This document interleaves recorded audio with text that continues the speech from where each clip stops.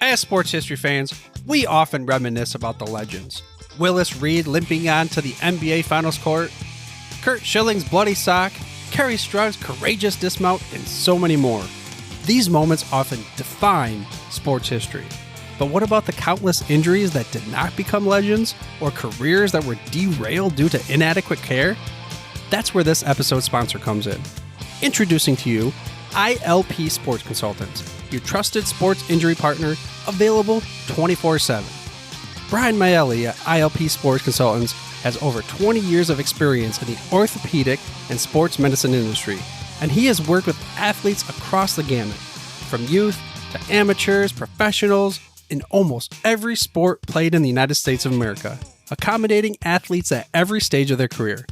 This adaptability ensures that ILP services are perfectly tailored to your skill level, no matter where you are in your athletic journey. With ILP, you are in control. Choose the steps that matter most to you. Diagnosis, treatment plan, recovery, or the whole journey. ILP services are tailored to your unique needs. Rushing for care is a common pitfall, leading to future problems. ILP Sports Consultants helps you make the right decisions, ensuring that you receive timely and safe care. And here's a bonus. Brian hosts the Injured List podcast, sharing insights and athlete stories you won't want to miss. Whether you're a concerned parent or grandparent, or an athlete yourself seeking guidance, ILP Sports Consultants is your beacon of hope in sports injury management. Visit ilpsports.com today. That's the letters ilpsports.com. ILP Sports Consultants, where your well-being is the priority and your recovery is the mission. Choose ILP Sports Consultants for a healthier sports journey, helping you get back in the game the smart way.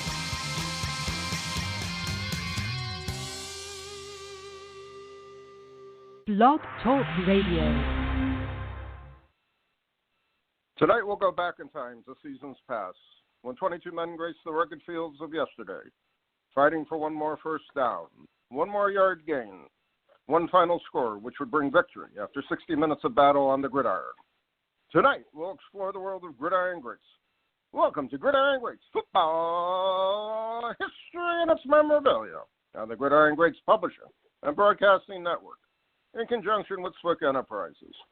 We're live from the Wallingford, Connecticut home of Gridiron Greats Magazine, and I'm Bob Swick, publisher and editor of Gridiron Greats Magazine, and I'll be your host for the show.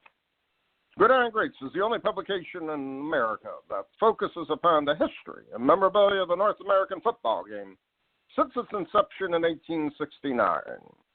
We're covering 140-plus years of football history and memorabilia, and you can find us on the web at gridirongreatsmagazine.com.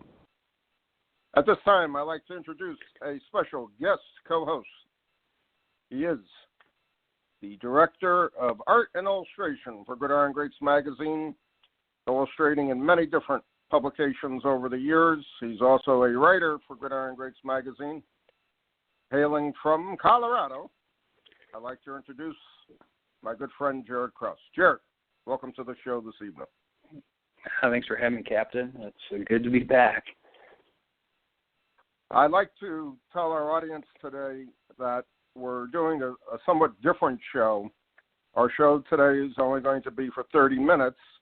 We're going to spend the entire show as a tribute to a gentleman who was a great supporter and friend of Gridiron Greats Magazine, an iconic player and coach in the NFL and the CFL, and also at his alma mater. I'd like to begin our discussion with about the life of Forrest Gregg. Gregg was unique. He was a team player. If there ever was a team player, he was a phenomenal coach, in my opinion, who really impacted many, many players' lives over the years. He was one of my childhood heroes. Many of my heroes are now long gone from the 60s, but I distinctly remember his phenomenal play with the glory years of the Green Bay Packers. I was kind of shocked when he went to play with the Dallas Cowboys for that one season, but then again I wasn't, realizing the Green Bay dynasty was over and wasn't going to be back for a long time.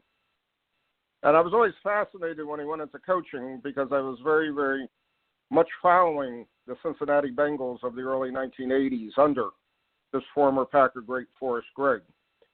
And I found great comfort knowing that Forrest Gregg was going to become the Green Bay Packers coach in 1984. Unfortunately, not doing what he needed to do with the Packers, but laying the foundation for the future of their reinvigoration of their glory years back in the 1990s.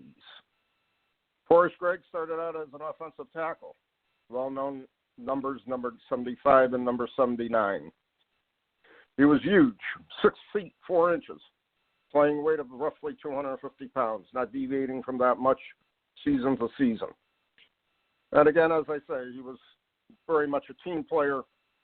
He was very much an individual who played his heart out and coached his heart out for the Packers, for the Bengals, in the various positions he had in the CFL, from the Argonauts to the Shreveport Pirates, the failed U.S. expansion of the CFL, and then ending up in a advisory role as the seasons went on with, I believe it was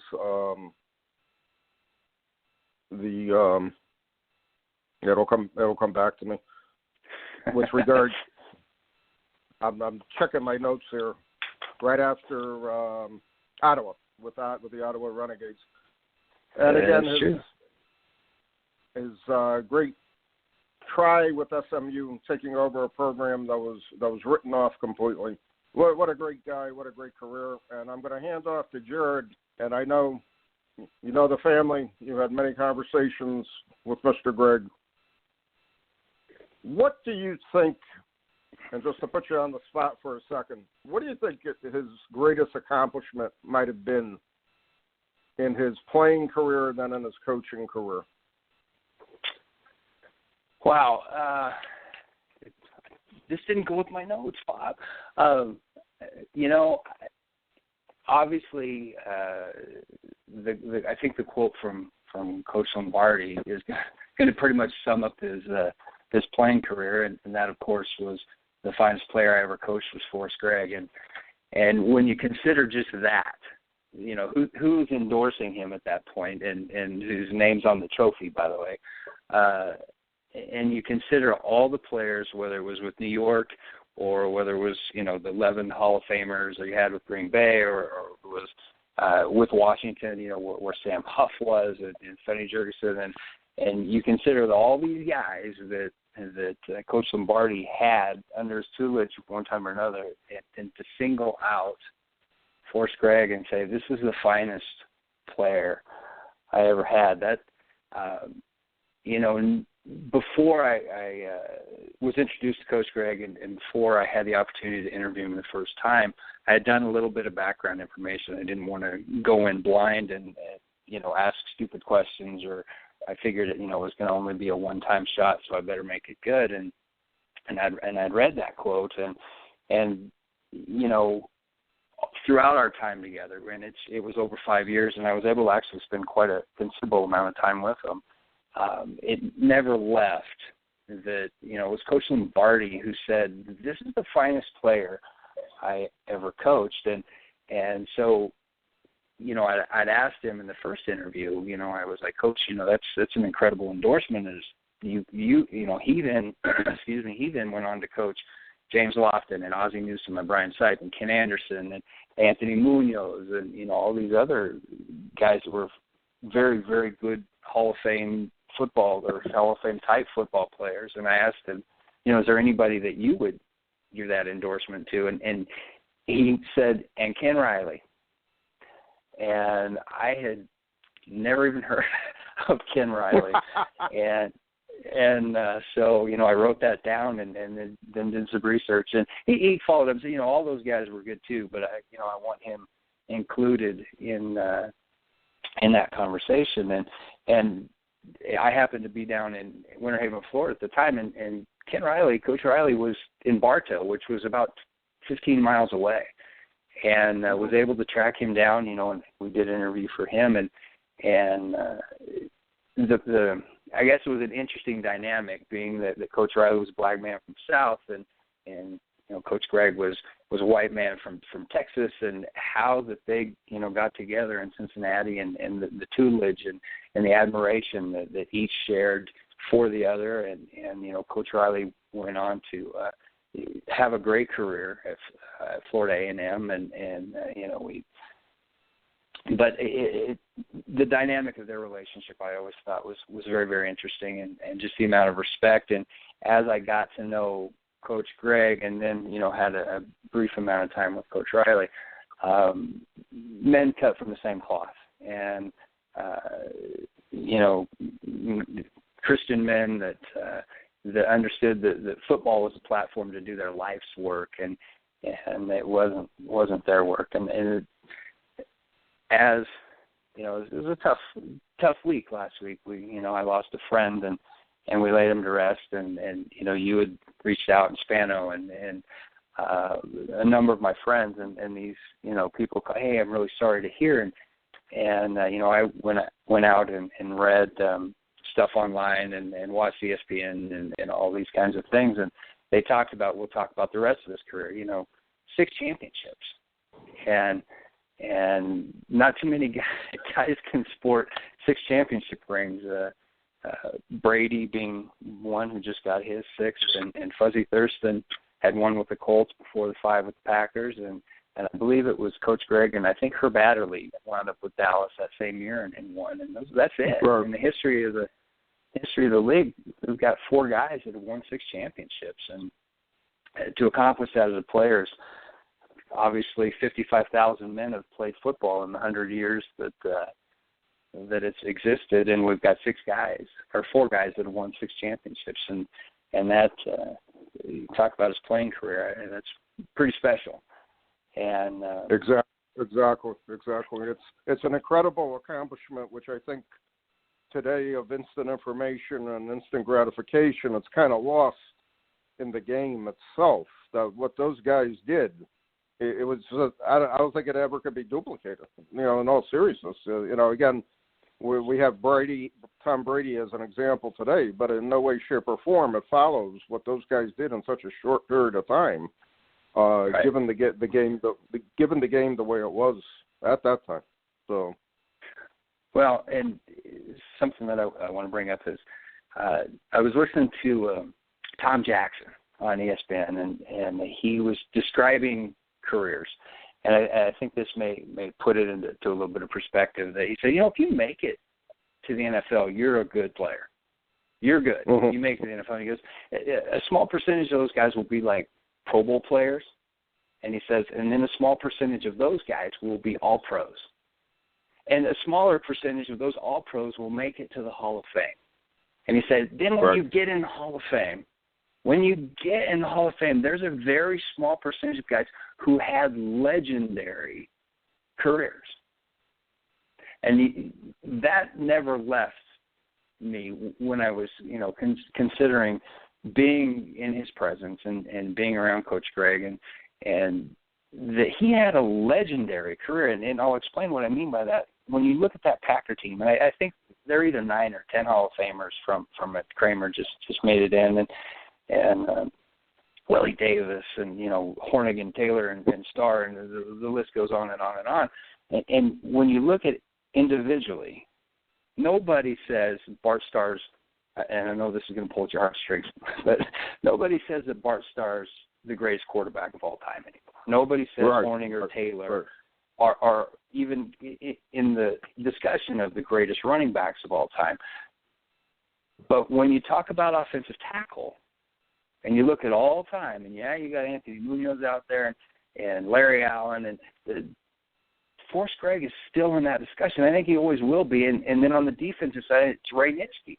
So of those 9 guys that are in the Hall of Fame, you got 2 guys that will always be in the discussion of the greatest players ever at their position, and those guys are legendary. And something that was really cool as I got to know Coach Greg, I had spent several hours with them at their home over various days, and I had called them when Super Bowl 50 was getting ready to happen, and that was when Denver played Carolina, And I just asked them, would it be possible for me, I was living in Florida at the time, would it be possible for me to come out and watch the game with you?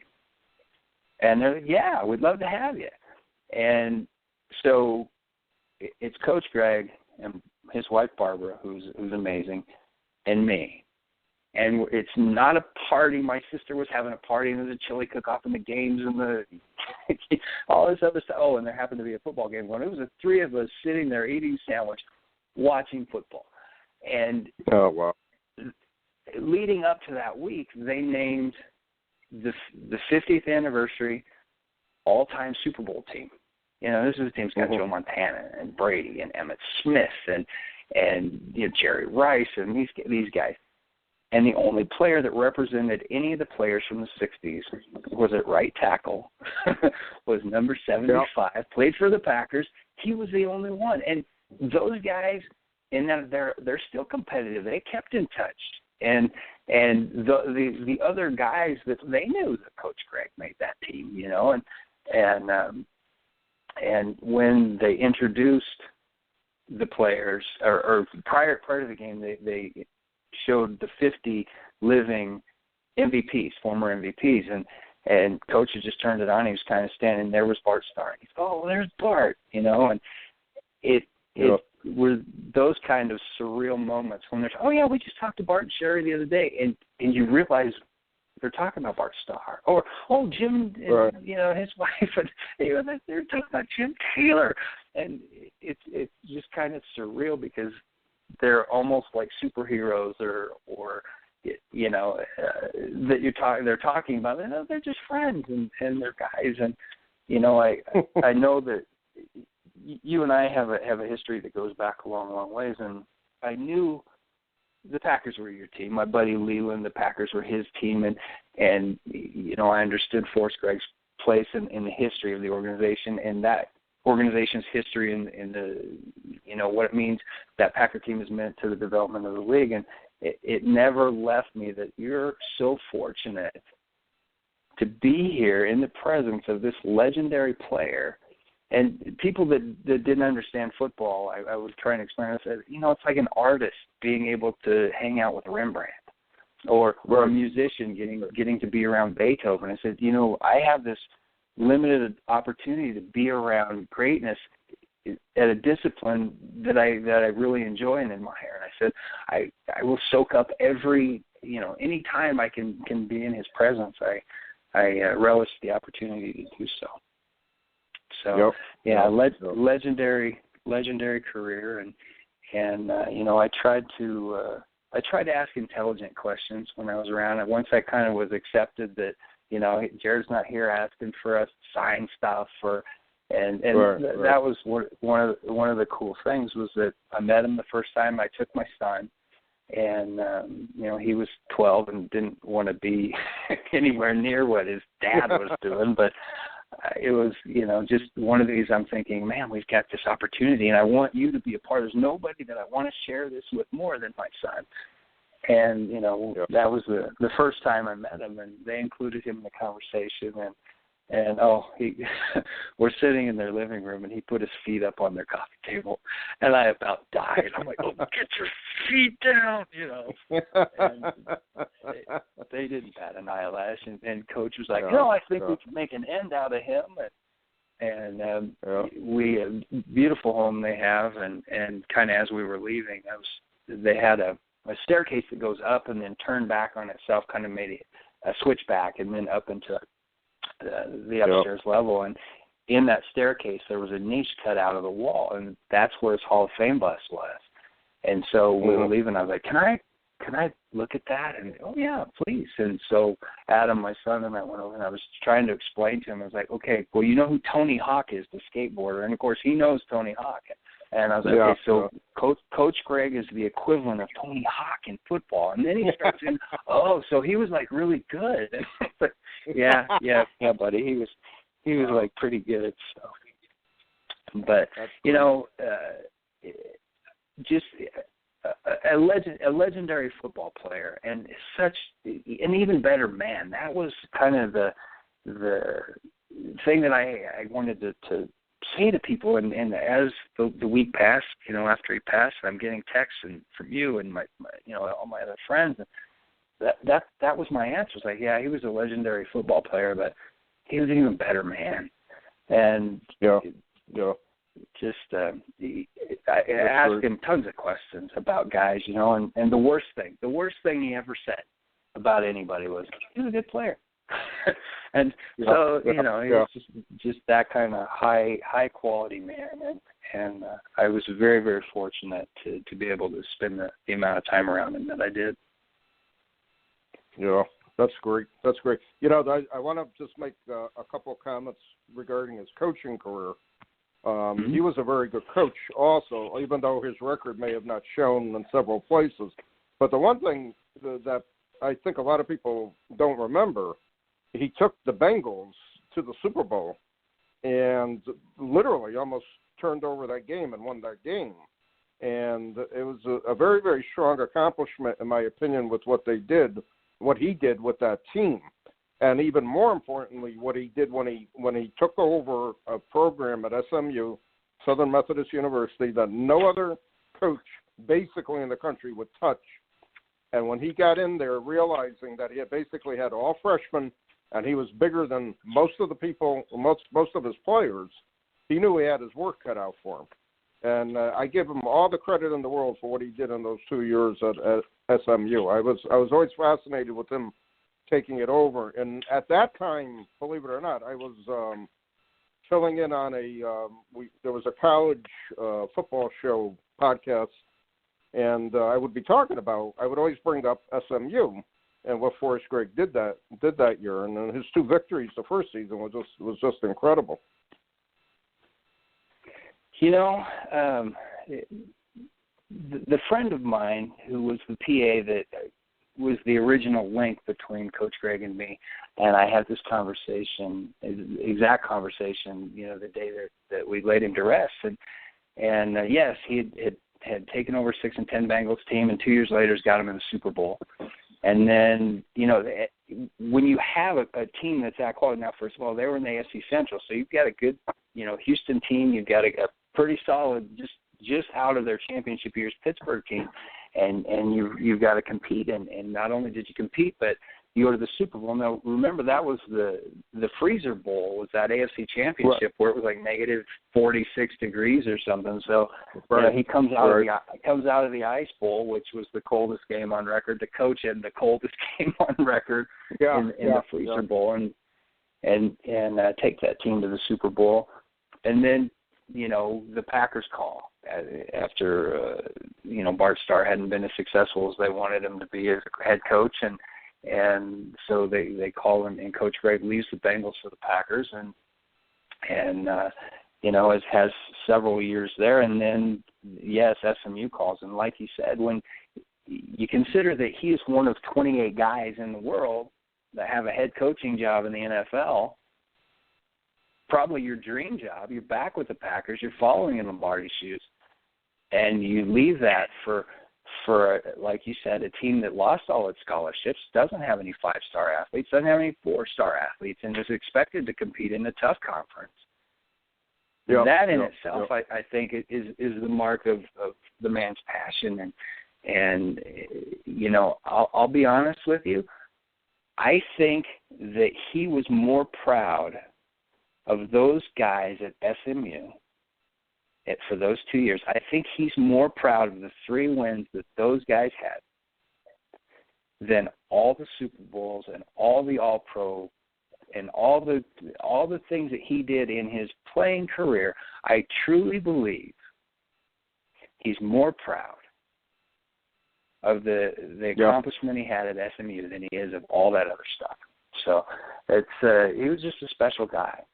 And here'll be a kind of a telling mark, was that at his funeral, James Lofton spoke, David Baker from the Hall of Fame spoke, and then one of his players from SMU spoke. Now, the team, those guys were all pallbearers, along with Ken Riley and Ken Bowman, and there were about 25 guys that had played at SMU that attended the service.